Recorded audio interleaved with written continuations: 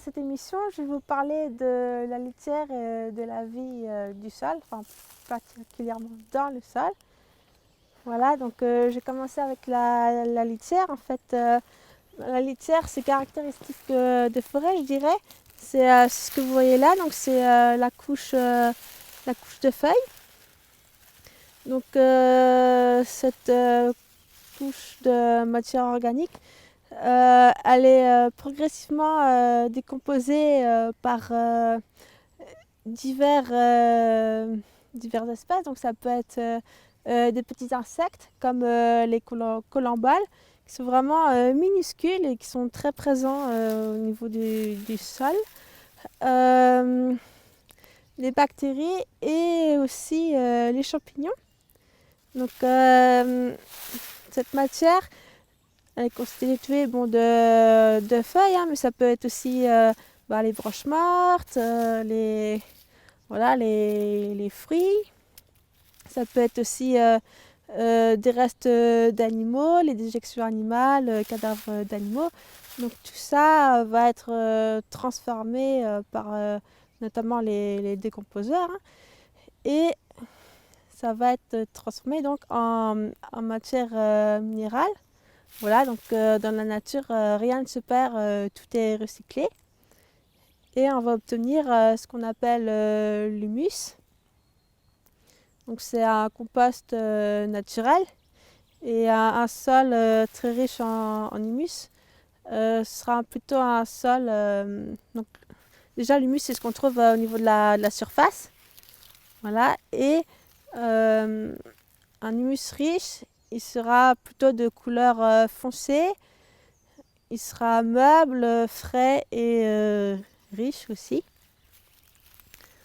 Donc voilà pour la litière et l'humus. Et ensuite, au niveau de la vie du sol, donc en fait, un sol, c'est vivant, entre guillemets, au niveau biologique, hein, parce qu'on a tout un tas d'organismes qui y vivent.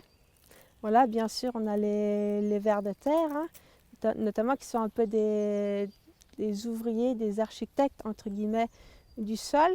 On peut observer parfois les déjections des vers de terre, entre guillemets. Ça ressemble à comme un petit tas de spaghettis de terre, qu'on appelle ça des tortillons ou des turicules. Voilà. Et les vers sont vraiment très très importants pour le sol. Voilà. Ça fait partie de la biologie du sol et je dirais, entre guillemets, on n'a pas forcément besoin d'engrais, de pesticides, des choses comme ça, parce qu'on a déjà tout ce qu'il faut dans le sol. Et toute cette vie animale et végétale qu'on trouve dans le sol, ça agrémente déjà le sol au niveau des nutriments, enfin des oligo-éléments, de tout ce qu'il faut pour la plante. Et les vers de terre jouent vraiment un rôle très important au niveau des sols, de la qualité des sols. Voilà. Donc, dans ce petit creux-là, on peut voir les petites racines, le système racinaire des plantes. Il y a aussi les champignons. En fait, les champignons, nous, ce qu'on cueille, c'est les fruits. Mais le champignon, lui, se développe au niveau du sol. Donc, des fois, il faut gratter un petit peu pour trouver comme ça fait comme un petit réseau racinaire de couleur blanche. Hein. Et des fois, ça peut s'étaler vraiment sur pas mal de distance. Et les champignons vont aussi servir aux plantes au niveau des racines, en fait. Certaines plantes ne peuvent pas vivre sans leurs champignons. On appelle ça des mycorhizes. Donc le champignon, soit il va s'installer autour de la racine, il va envelopper la racine, ou soit il va s'installer dans la racine. Et du coup, il y a une symbiose qui s'installe entre le champignon et la plante. Le champignon va apporter une certaine nourriture à la plante qui, elle, en échange, va aussi lui apporter d'autres éléments, voilà, pour que chacun puisse se nourrir. Donc, au niveau des racines, c'est là où on va avoir la plus de, où la densité de micro-organismes, hein, tout ce qui est bactéries, sera la plus importante.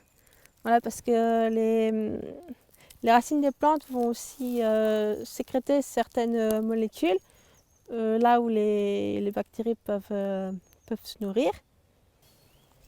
Donc en fait, la zone au niveau de la racine, c'est ce qu'on va appeler la rhizosphère.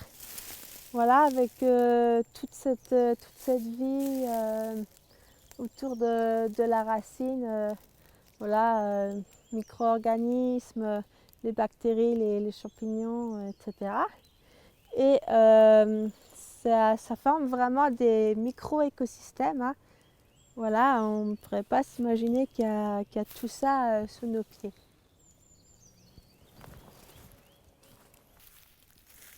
Donc voilà, si on observe bien, on peut voir les éléments qui se décomposent, hein. Par exemple, ce petit... c'est le fruit des érables, je crois que ça s'appelle les samars. Voilà, qui se décompose tout doucement.